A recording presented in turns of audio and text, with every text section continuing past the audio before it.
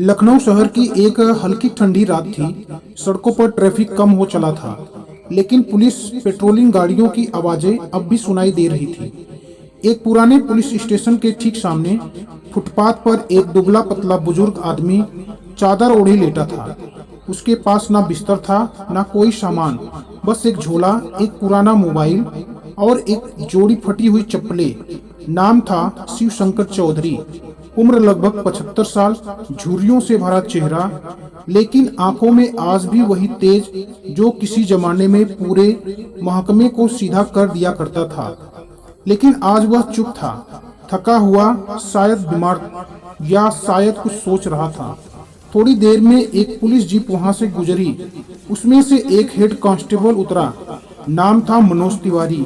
वो बोला, ओए उठो बाबा, यह होटल नहीं है, समझे? चल चल कहीं और जाकर सो।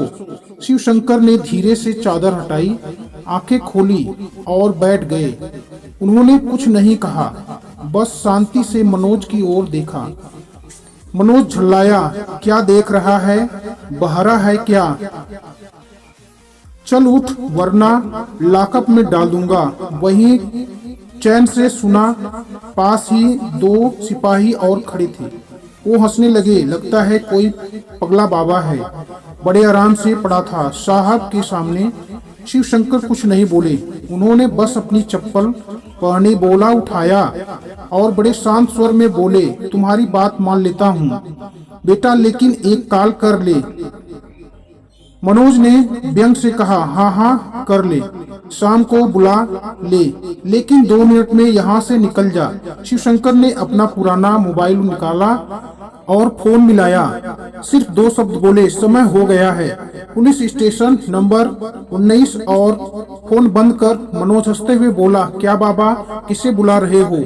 स्वर्ग से कोई उतरने वाला है क्या? लेकिन 5 मिनट के भीतर एक SUV तेजी से रुकी, फिर एक और गाड़ी, फिर एक लाल बत्ती वाली इनोवा, फिर सायरन। अब तक हंस रहे सिपाही सन्न हो गए। 2 मिनट बाद पुलिस स्टेशन का पूरा स्टाफ बाहर खड़ा था। SP, DSP, crime branch inspector सब पहुंचे और उन सब के बीच में एक नाम गूंजा, सर हम माफी चाहते हैं, आपको पहचान नहीं पाए। मनोज तिवारी के हाथ से उसकी लाठी गिर चुकी थी। वो कांपते हुए शिव शंकर चौधरी के पैरों में गिर पड़ा। सर मुझे माफ कर दीजिए, मुझे नहीं पता था। आप पूरा पुलिस स्टेशन अब सन्न था। जिस बुजुर्ग को सबने एक फालतू बेसहारा फुटपाथ पर सोने वाला आदमी समझा, वह अब सर बन चुका था। शिव शंकर चौधरी, पूर्व DGP बिहार पुलिस, वो नाम जिसे सुनकर दशकों तक अपराधी भी थर-थर कांपते थे। अब वही आदमी थाने के बाहर बैठा था, चप्पलों में झोले के साथ, और जिन पुलिस वालों ने कुछ मिनट पहले तक उसे अपमानित किया, वह अब घुटनों के बल उसके सामने थे। DSP राजीव कुमार सबसे पहले आगे आए। सर हमने आपको पहचाना नहीं, इतनी साधारण वेशभूषा में, यह हमारी चूक थी, हमारी सोच की गलती। शिव शंकर ने उसकी आंखों में देखा, फिर धीरे से बोले, यही तो मैं देखना चाहता था। SP आरती सिंह ने झुककर कहा, सर क्या हम जान सकते हैं आपने ये सब क्यों किया? शिवशंकर मुस्कुराए।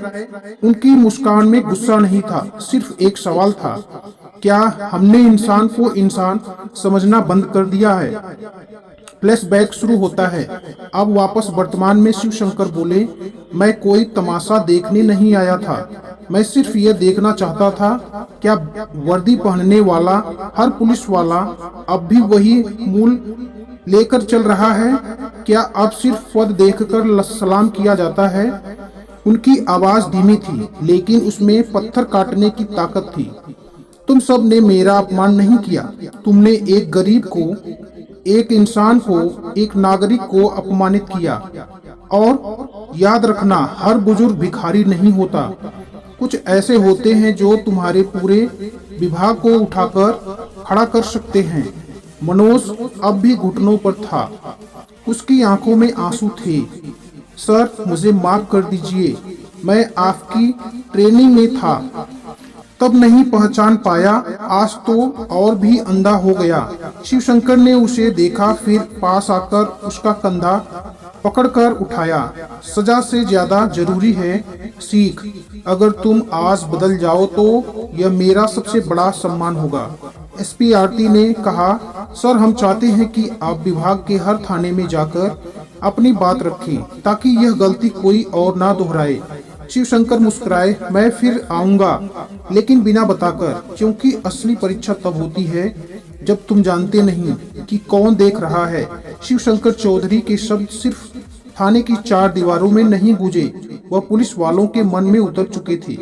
एसपी आरती, डीएसपी राजीव और थाने के बाकी स्टाफ अब तक सिर्फ नियम, रैंक और सैल्यूट में बंधे हुए थे, लेकिन आज उन्होंने इंसानियत को सिखाने वाले असली अफसर को देखा था, जो बिना वर्दी के भी सबको झुका गया।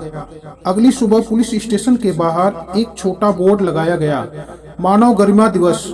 हर महीने की पहली तारीख को इस दिन हर पुलिसकर्मी को बिना नाम, पद और रैंक देखे आने वाले हर व्यक्ति के सम्मान और संवेदना से पेश आना अनिवार्य था।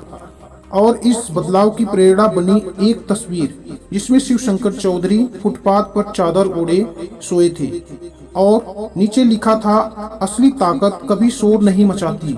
एक हफ्ते बाद घटना के पुलिस ट्रेनिंग अकादमी में एक विशेष सेशन हुआ।